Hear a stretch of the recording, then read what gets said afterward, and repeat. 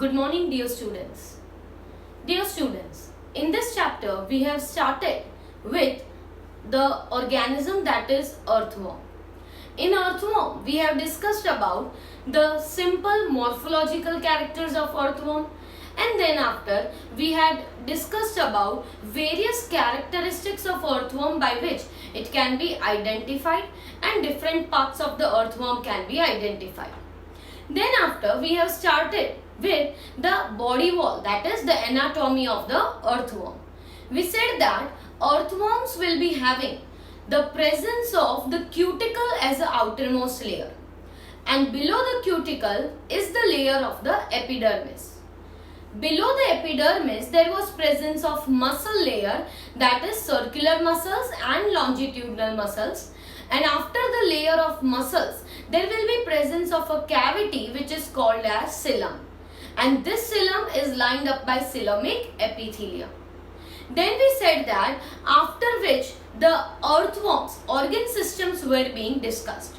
The first organ system that we talked about was the alimentary canal of the earthworm, which extends from the first segment to the last segment. And we observe that what are the organs which are located in every segment, right? That was being discussed by us in the previous lecture. Now we are moving on to the next topic in the earthworm, which is the blood vascular system. Just like we have a circulatory system, earthworms also have the presence of the circulatory system. And in this circulatory system, that is a closed type of circulatory system. That is, the blood will be flowing only in the blood vessels, heart and the capillaries. Remember, they don't have an open type of circulatory system. Instead, they have a closed circulatory system. So the first point we will mention is that earthworms will be having a closed circulatory system, and therefore blood is confined to flow in heart, blood vessels and capillaries, right? इनके पास जो है वो close circulatory system होती है. Close circulatory system मतलब blood जो है सिर्फ ब्लड वेसल्स और हार्ट में रन होता है, बॉडी कैविटीज या स्पेसेस में रन नहीं होता. And therefore they have a system which is called a close circulatory system. इनका जो ब्लड होता है, तो सबसे पहले हम ब्लड की बात कर लेते हैं. That what are the characteristics of the blood they have. They have presence of hemoglobin as a respiratory pigment. Hemoglobin is present. अब हीमोग्लोबिन है तो हीमोग्लोबिन हमारी बॉडी में कहाँ पे होता है? आरबीसी में, right, with in the erythrocytes. इनमें जो हीमोग्लोबिन होता है that is present in the plasma. The haemoglobin is present in the plasma, and therefore the blood is going to appear red in color. Red इसीलिए दिखता है क्योंकि haemoglobin एक iron containing respiratory pigment है, और ये जो रेस्पिरेटरी पिगमेंट है that is red in colour, and therefore our blood cells, मतलब इनका भी जो ब्लड है that is going to appear red because haemoglobin is present in the plasma. Another thing is that there is presence of leukocytes which are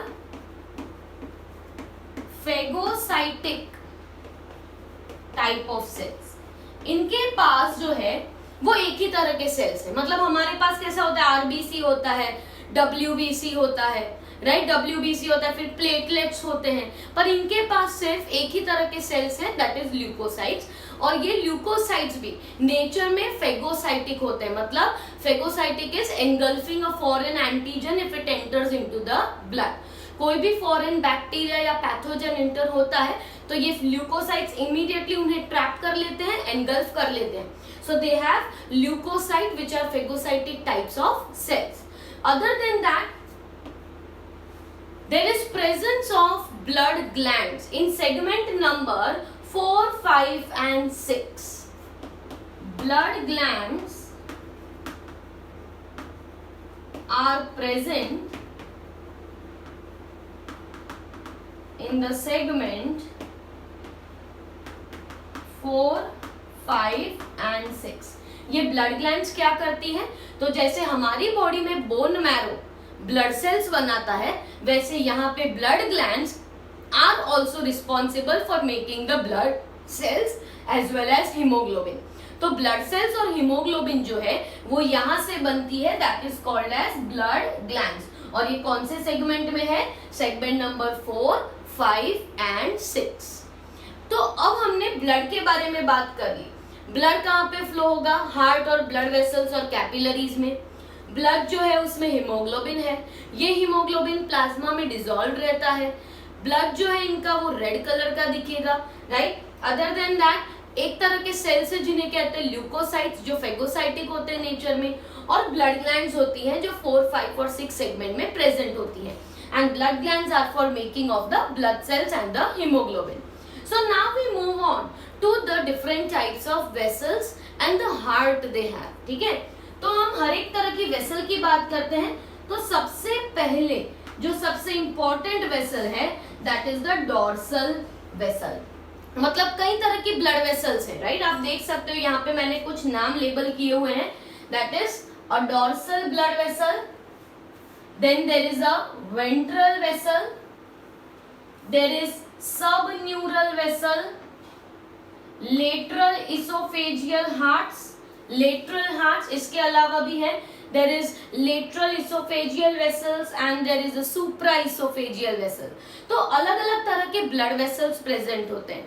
अब ये हर एक blood vessels जो है वो कैसे काम करते हैं, कहाँ से ब्लड कलेक्ट करते हैं, उसके बारे में थोड़ा ब्रीफ में हम डिस्कस कर लेते हैं. ठीक है, क्योंकि स्टूडेंट्स आपके टेक्स्ट बुक में डायग्राम तो ये बनाया हुआ है, but the structures are even labelled, but they are not been mention that what do they actually collect the blood from and where do they move और in which segments they are present.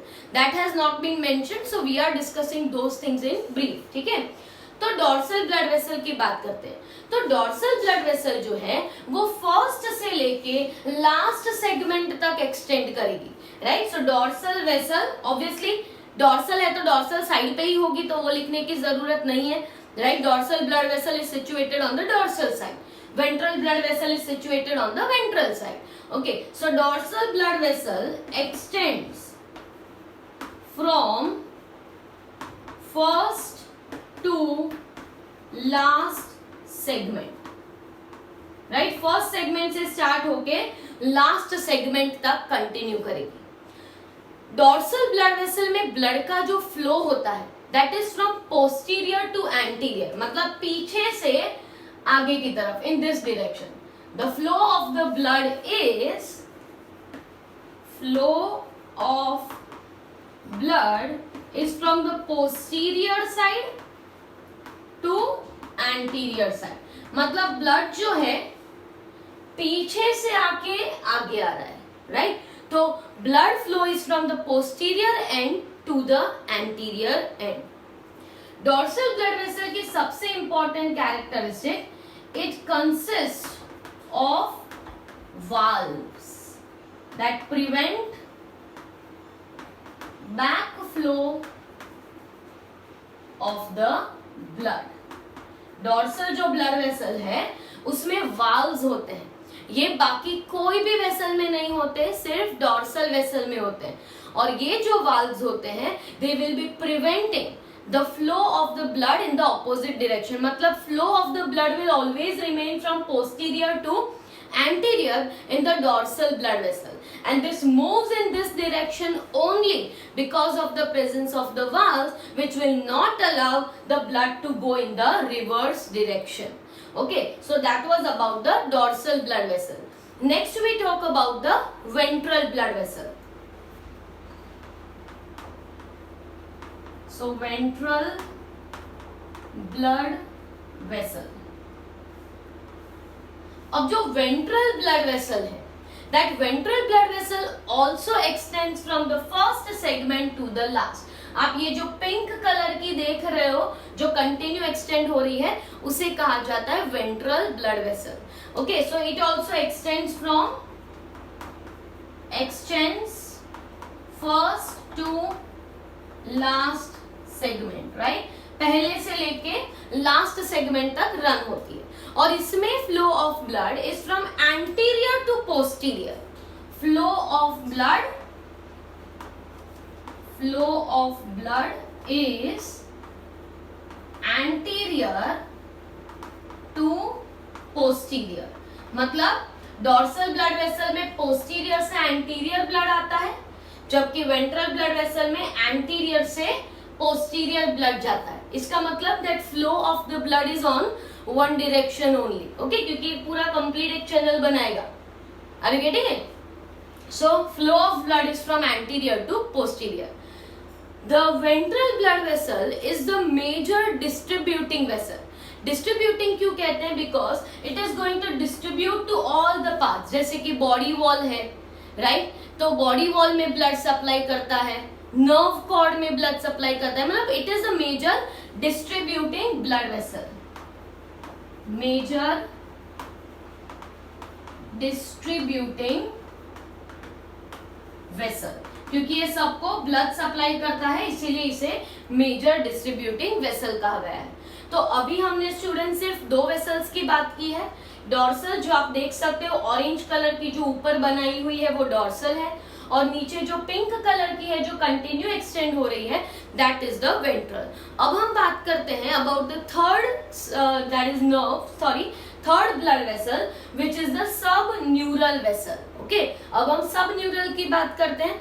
Sub neural के बाद हमें lateral, oesophageal और सुप्रा oesophageal, ऐसे करके 3 blood vessels के बारे में डिस्कस करना है।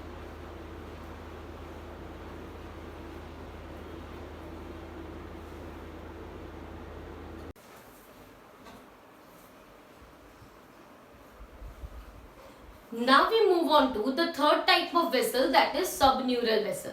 पहले हमने डॉर्सल ब्लड वेसल की बात की, फिर हमने वेंट्रल ब्लड वेसल की बात की, और अब हम बात कर रहे हैं about a vessel which is called the sub neural vessel. अब ये जो सब न्यूरल वेसल है वो एक्चुअली एक्सटेंड होती है from the last segment up to the 14th segment. It extends from last segment to 14th segment, मतलब पीछे से स्टार्ट होके कहां तक आती है? 14th सेगमेंट तक आती है, right? Till 14th segment what is present? Sub neural vessel. अब ये जो सब न्यूरल वेसल है that is going to collect the blood from, it is going to collect the blood from where it is going to collect? It is from the body wall and nerve cord. So it is going to collect the blood from the body wall parts and the nerve cord. देखिए, जो ventral vessel थी वो distributing vessel थी, वो सब जगह पे blood को पहुंचाती है, जबकि सब न्यूरल वेसल एक कलेक्टिंग वेसल है, मतलब नर्व कॉर्ड है या फिर द बॉडी वॉल है, तो वहां पे जो कैपिलरीज हैं वहां से ब्लड को कलेक्ट करता है द सब न्यूरल वेसल। तो सब न्यूरल वेसल जो है वो लास्ट से लेके यहाँ तक 14th तक एक्सटेंड होता है and it is the major collecting vessel. अब सब न्यूरल वेसल के बाद आ जाता है lateral vessels. Okay, so we are now going to talk about lateral oesophageal vessel. Lateral esophageal vessel. Now this vessel is going to extend from first segment to 13th segment. अब ये बहुत ही ज्यादा important है। देखिए, यहाँ first segment से लेके ये जो आप ग्रीन वेसल देख रहे हो till which segment I am talking about 13, ये जो हुआ उसे हम क्या कहेंगे, लेटरल इसोफेजियल वेसल। अब लेटरल है मतलब वो एक नहीं होगी, एक्चुअली दोनों तरफ होगी। मतलब एक एलिमेंट्री कैनाल के लेटरल इस side and another one on the another side of the alimentary canal which we are not able to observe, right? आप समझ रहे हो, ये एलिमेंट्री कैनाल है, so one vessel is running on this side and the another one is running on this side, but from segment number 1 to 13 only. ये दोनों ही lateral vessels जो हैं they will lastly combine with to form the subneural vessel. मतलब दोनों तरफ lateral run हो रही है, एक जो दिख रही है वो और दूसरी जो नहीं दिख रही, जो इसके पीछे है, एलिमेंट्री कैनाल के पीछे है, ठीक है। तो दोनों लेटरल साइड्स पे रन हो रही है फ्रॉम सेगमेंट नंबर 1 to 13 और 13th आने पे दोनों ही मर्ज हो जाती है। तो 14th segment onwards they continue as sub neural vessel. Okay, so I am mentioning that they are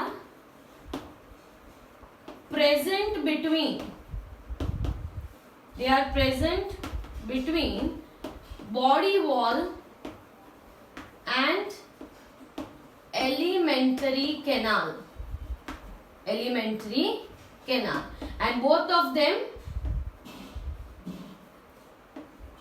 continues with subneural vessel, ठीक है।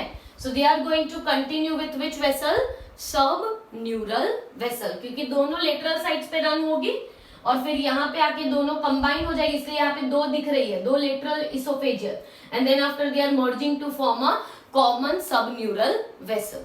Okay, so that is about the lateral oesophageal vessel and lastly we talk about the another blood vessel which is supra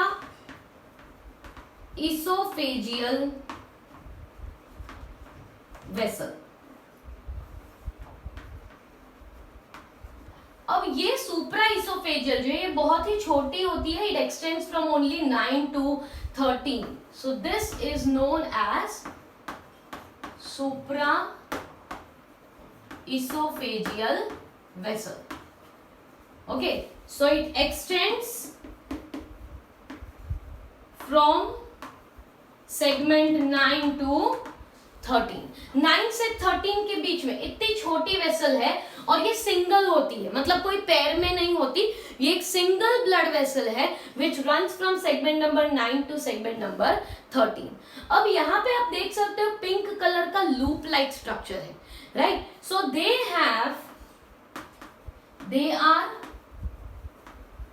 associated with